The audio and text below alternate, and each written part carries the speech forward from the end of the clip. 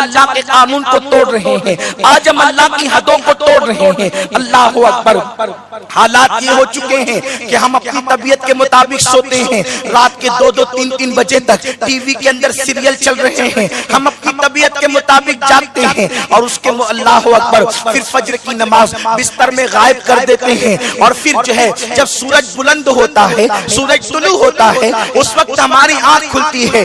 آپ سے میں پوچھنا چاہتا ہوں، اے خاتون جنت کی کنیزوں، کل تک کے مسلمان عورتوں کا حال یہ تھا، اللہ اکبر، مسلم عورتیں اس وقت صبح کو بیدار ہو جاتی تھی کہ ابھی صبح کو اذان بھی نہ ہوتی تھی، اللہ اکبر، اور جب وہ خواتین اٹھتی تو کبھی اپنے بچوں کو بیدار کرتی، کبھی اپنی بچیوں کو بیدار کرتی، کبھی اپنے شوہر کو بیدار کرتی، گھر کے اندر قرآن مقدس کی تلاوت کی آواز آتی۔ اس شان سے جب عورتیں اپنے گھر کے اندر زندگی گزار رہی تھی تو اللہ اکبر، شوہر چند روپے کما کر کے لاتا، اللہ اس کاروبار کے اندر برکت عطا کرتا، ایک کمانے والا ہوتا، کئی لوگ کھانے والے ہوتے، لیکن اس کے باوجود بھی اس میں برکت ہوتی۔ اے خاتون جنت کی کنیزوں، آج بات کیا ہے؟ لاکھوں روپے کمائے جا رہے ہیں، بڑی ترقی کے ساتھ، بہت ترقی یافتہ دور کے اندر لاکھوں روپے کمانے کے باوجود گھر کے اندر زگ ہو رہی ہے، گھروں کے اندر بے چینی ہے، گھروں کے اندر بے قراری ہے۔ وجہ کیا ہے؟ اللہ اکبر، میرے آقا صلی اللہ علیہ وسلم فرماتے ہیں 3 چیزیں منحوس ہوا کرتی ہے، 3 چیزوں کے اندر نحوست آ سکتی ہے۔ آقا ارشاد فرماتے ہیں کبھی کبھی گھر بھی منحوس ہوتا ہے، کبھی کبھی عورت بھی منحوس ہوتی ہے، کبھی کبھی گھوڑا بھی منحوس ہوتا ہے، 3 چیزوں کے اندر نحوست آ سکتی ہے۔ اللہ اکبر، جو عورتیں سورج نکلنے کے بعد بھی سوتی پڑی رہتی ہے، گویا کہ ان کی وجہ سے گھروں کے اندر نحوست ہے، شوہر رات و دن کمائے گا لیکن برکت نہیں ہوگی، اور وہ خواتین جو صبح کو اٹھ جاتی ہے اللہ کے قانون کے مطابق، ان کا شوہر تھوڑا کماتا ہے تو اللہ رب العزت برکتیں عطا فرماتا ہے۔ اللہ کی حدوں کی حفاظت کرو میرے پیارے آقا صلی اللہ علیہ وسلم کی کنیزوں۔ آج میں تمہیں بتاؤں، اللہ اکبر، آج عورتوں کے شوق کا عالم کیا ہے؟ مجھے زیور مل جائے، مجھے کپڑے مل جائے، مجھے کھانا مل جائے، مجھے بائک پر گھومنا مل جائے، اور اس کے بعد حل من مزید، حل من مزید، اس کے نعرے لگ رہے ہیں۔ میرے آقا صلی اللہ علیہ وسلم کی کنیزوں، آؤ میں تمہیں بتاؤں کل کی خواتین کا حال کیا تھا، کل کی خواتین کی کیفیت کیا تھی۔ اللہ اللہ، ان کے دل میں اللہ رب العزت پر کتنا اعتماد تھا، ان کے دلوں میں کتنا توکل تھا، ان کا رشتہ اللہ اس کے رسول سے کتنا مضبوط تھا۔ اللہ اکبر، ایک بزرگ رحمت اللہ تعالی علیہ بادشاہ کے گھرانے سے تعلق رکھتے تھے، اللہ اکبر، شہنشاہ کے گھرانے سے، بادشاہ کے گھرانے سے، بہت بڑا خاندان تھا، لیکن جب اللہ سے دل لگ گیا، رب تبارک و تعالیٰ سے محبت ہو گئی تو انہوں نے شاہی خاندان سے کنارہ کشی کر لی، لیکن چونکہ شاہی خاندان کے فرد تھے، شاہوں سے الگ رہتے تھے، لیکن بات تو یہ تھی کہ خاندان تو کٹ نہیں سکتا تھا، الگ رہنے سے کسی کا خاندان تو کٹتا نہیں۔ اللہ اکبر، وہ بزرگ اپنے انداز سے زندگی گزار رہے تھے، مال و دولت بھی ان کے پاس موجود تھا، لیکن اس کے باوجود اپنی بیٹی کی پرورش انہوں نے سیدہ فاطمہ الزہرا رضی اللہ تعالی عنہا کے کردار کے سائے میں کیا۔ اس کے بعد بادشاہ وقت نے کہا، اے بزرگ، آپ کی بیٹی بڑی حسین و جمیل ہے، آپ ہمارے خاندان سے متعلق ہیں، اس لیے آپ اپنی بیٹی کا رشتہ میرے ساتھ کر دیں۔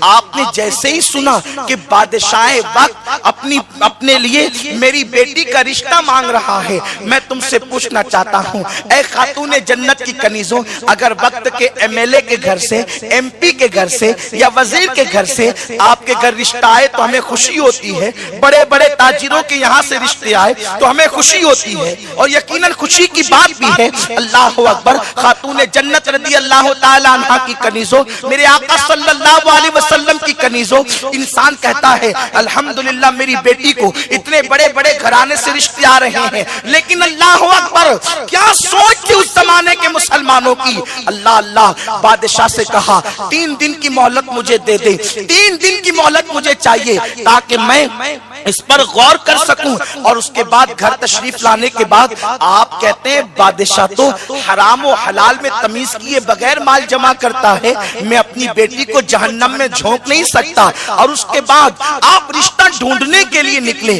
اللہ اکبر. اے خاتون جنت کی کنیزوں, مجھے بتاؤ رشتے کہاں ڈھونڈے جاتے ہیں؟ اللہ اللہ.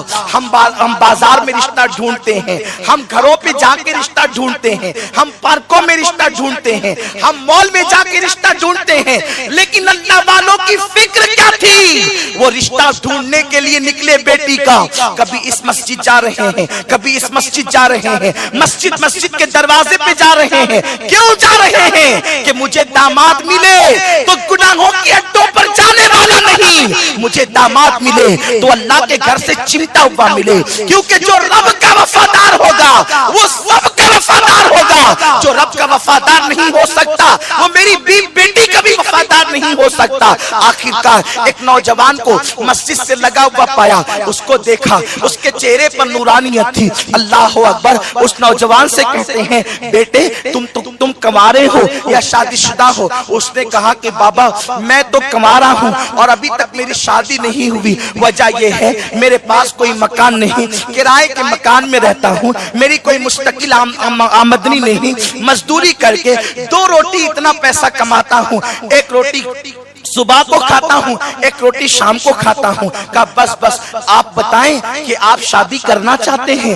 اس نے کہا لیکن میرے پاس تو کوئی انتظام نہیں. کہا کہ انتظام میں کروں گا اور تیرے ساتھ ایک اچھے گھرانے کی لڑکی کے ساتھ شادی کروا دوں گا. لڑکی تہجد گزار ہے, لڑکی تلاوت قرآن کرتی ہے, لڑکی عبادت کی پابند ہے, لڑکی جو ہے وہ تقوی شعار ہے, لڑکی کی خوبی یہ ہے. ساری خوبیاں گنا ڈالی اور اس کے بعد وہ نوجوان حیرت سے دیکھتا رہا. لیکن بابا میں شادی کروں کیسے؟ اپنی جیب سے پیسے نکالے, فرمایا دیکھو اس سے روٹی خریدو, اس سے حلوہ خریدو اور اس سے جو ہے وہ خوشبو خریدو اور جلدی سے آ جاؤ میں تمہارا نکاح کر دیتا ہوں. اس کے بعد وہ نوجوان آیا, نکاح کرا دیا گیا. لڑکی بڑی خوبصورت تھی.